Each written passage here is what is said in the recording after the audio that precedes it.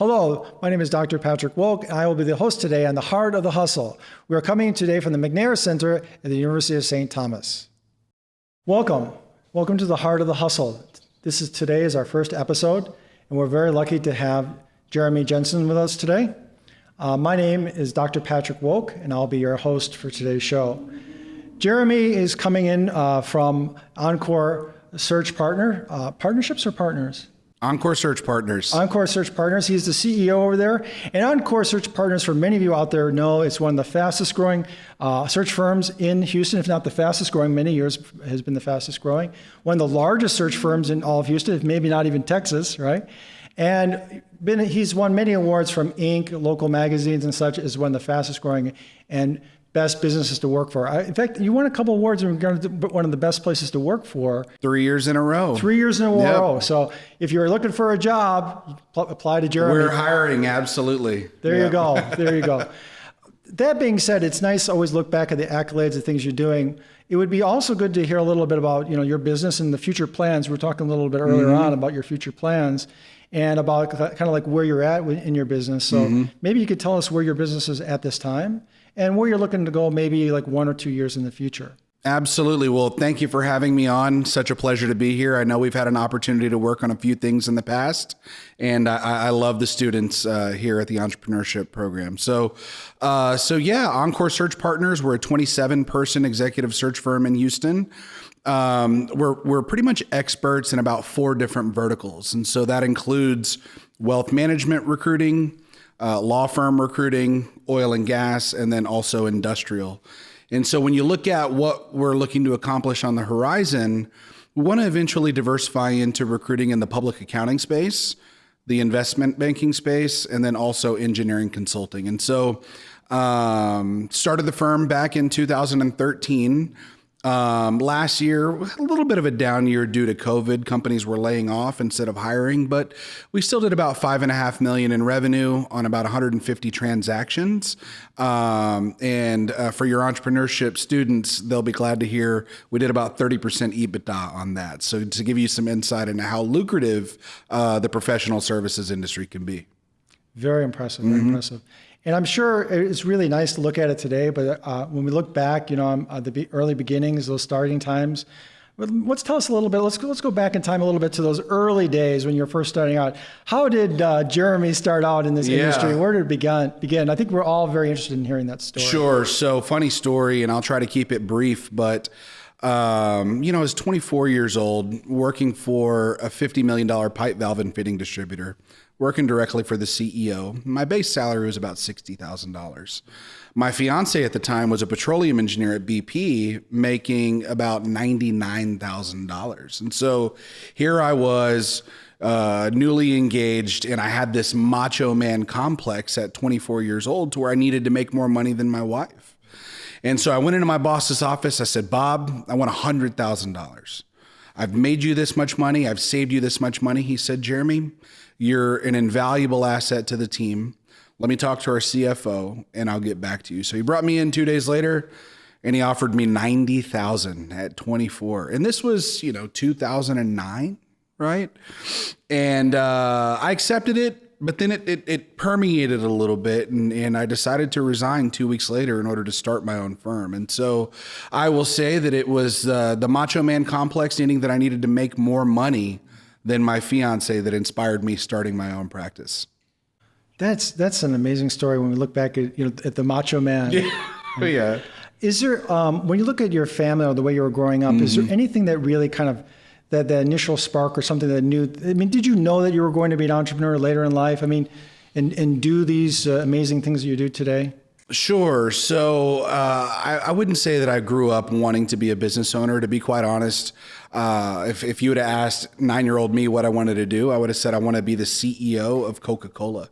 At the time they had the polar bear commercials where they were going through the ice, and Coca-Cola was all about branding and marketing, and it really resonated with, childhood me. And so I always knew I wanted to be CEO.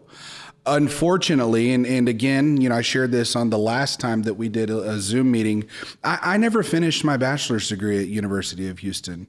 And that's one of my life's regrets. I started making six figures when I was 21 years old, and then eventually went into a different arena where I had to rebuild at 23, 24. And then at 25, I was making six figures. And so I never went back. But I think that if your life's dream is to be a CEO, and you don't have a clear path to do that in corporate America, the easiest way to accomplish that is by starting your own business.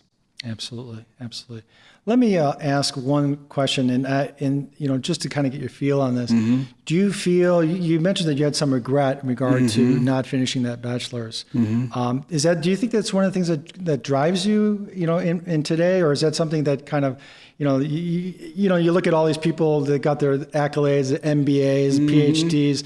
Does it make you want to feel like you, and don't give me any position wrong with that, but like one up them or show them that you can be just as good as them and you don't have to Not at all. No, for many years I was super insecure about it. In many settings I would often lie and say that I had a bachelor's degree, and it was all my own insecurities, being married to somebody who was summa cum laude, salutatorian of her class at Georgia Tech with a dual major in chemical and biomedical engineering, right? And so it really wasn't until I started probably making over 200,000 to where I really felt comfortable publicizing it, right?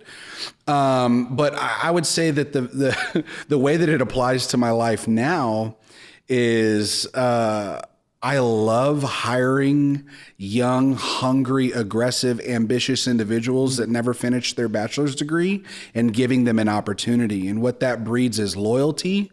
And not to say that if you get your degree, you have a lack of loyalty or work ethic, right? But, I'm less exposed to those individuals getting recruited out of the organization because so many different employers mandate having a bachelor's degree at the very least. So I actually love giving opportunities to people that don't have degrees. And we're about 50-50 on whether you have a degree or not at our firm. That's brilliant. I love how you took something that challenged you in your past, and you've become clean with it and clear with it. And at the same time, you've allowed to other people who've had similar situations, similar challenges, and empowered them. Mm-hmm. That's really amazing. Let me ask, we started talking a little bit about this in regard to, the background of starting your business. Mm-hmm. Tell me a little bit about how that's, you talked a little about how you got the big salary bump, 90,000. I'm sure you were excited about that. But when you jumped in do your first business that first year, what was it like? Tell me some of those growing pains, some of those excitements and some of those growing pains, because I think a lot of business owners there, love to hear about that. Yeah. So the first thing that I'll share with people that are aspiring entrepreneurs is that it's a marathon, right? It's not a sprint. The first year I did 81,000 in revenue. The next year, 212, 297, 597, 686, 797, 989, and then 1.2. So it really wasn't until our sixth year that we hit that $1 million mark. And so I would encourage you guys to be patient, work the process, right? As far as growing pains, I would say one of the things that I learned very early on is if I was the one doing the work, it was always going to inhibit my ability to grow. Right. And so what I focused on was just selling, right? Because there's nobody more qualified to sell other than the passionate owner that believes in the product or service, right? And so when individuals were ready to buy, then I had staff that would fulfill that business. And I think that's one of the common downfalls of entrepreneurs is they stay a solo shop, right? One employee, maybe two. And they're the ones actually doing the work, and it inhibits their ability to grow. And in that case, it's not really a company. It's just a lifestyle business. Absolutely true. Absolutely true. And it's very exciting to hear the growth of your business and the development. And, as an entrepreneur, previously a serial entrepreneur, I understand a lot of the challenges. And one of the things that, was always a challenge or a difficulty for me is the things that you have to give up in order to be successful. When you look back at the things that you had to give up, or maybe the things that were taken from you, what are the things that you look back that you're regretful for, or maybe that maybe you want to change in the future? Sure. What are those things that have been? Yeah. So we're operating with a finite number of time in this slot right here, and so I could probably talk for a couple of hours on that. But one of the things that I'll share very briefly is I was married to the love of my life for 9 years, and I've been married to my business for the last 11 years. Okay. And so, obviously business took somewhat of a precedent in my personal life, even over my wife, my children. And unfortunately, 2 years ago, my marriage ended in divorce. And so I would say that, I really wish that I found maybe a little bit more work-life balance early on and focused on the reason why I wanted to become a millionaire and not just becoming a millionaire. That's an amazing thing. And I really, really appreciate you sharing that. I know it's challenging, when I myself has been through divorce, and I know it's a very difficult time.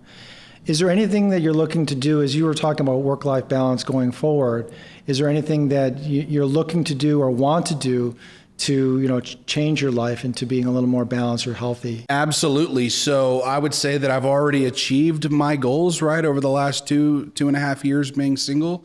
3 years ago, I joined a group called the Entrepreneurs Organization. And basically, it's a co-op of over 14,000 global entrepreneurs. In order to qualify, you have to own the company, and you have to do over $1 million in revenue. So it's mildly exclusive. But what that did was it created an environment where I could be around people that would motivate and inspire me to reach new heights that I didn't even know that I was capable of. And that's not only in my business, but in my personal life as well, with the freedom and flexibility and going on trips with them and doing exotic encounters and fine dining experiences and stuff like that. And so I would say that I've achieved a lot of freedom whenever it comes to time, right? And then also with me kind of splitting my time 50-50 inside of the office and outside of the office, it really allowed my team to grow more because I hired people to fill in the gaps, right? I wasn't the control freak anymore. And so I would say always surround yourself with people that are better than you. That way they can motivate and inspire you to reach new heights. That's an amazing story, and I appreciate you sharing. Yeah, for sure. I think one thing that I'd like to, we had a couple of things left in our show today, but one thing I'd like to do is, one of those golden nuggets, that we have that kind of those truths that we come in business and in life. What would be like one golden nugget that you want to share with our audience today that really has been profoundly, that you've learned in business or you've learned in your life that you'd want to share and you want people to remember in the audience today? Yeah, sure. So I'll just kind of reiterate, surround yourself with people that are better than you, right? If you're the smartest guy in the room, then you're in the wrong room, right? And so that's where I want your audience to really resonate today. And if that means that you have to be in certain professional organizations or student organizations of individuals that have a similar end game, right? Pour that knowledge into one another, and you'd be surprised at what you're able to accomplish. And that's a beautiful thing to leave the audience with, and I really appreciate. Jeremy, thank you very much for your time today and sharing with our audience. I think you've really showed a lot of different sides, the success and the heart of the entrepreneur, the real challenges that we go through as being entrepreneurs, and I really appreciate your time today. Absolutely. Thank you for having me out. Our pleasure. Thank you. Thank you for joining us today from the Heart of the Hustle. Great episode with Jeremy Jenson. See you at next episode and next Heart of the Hustle.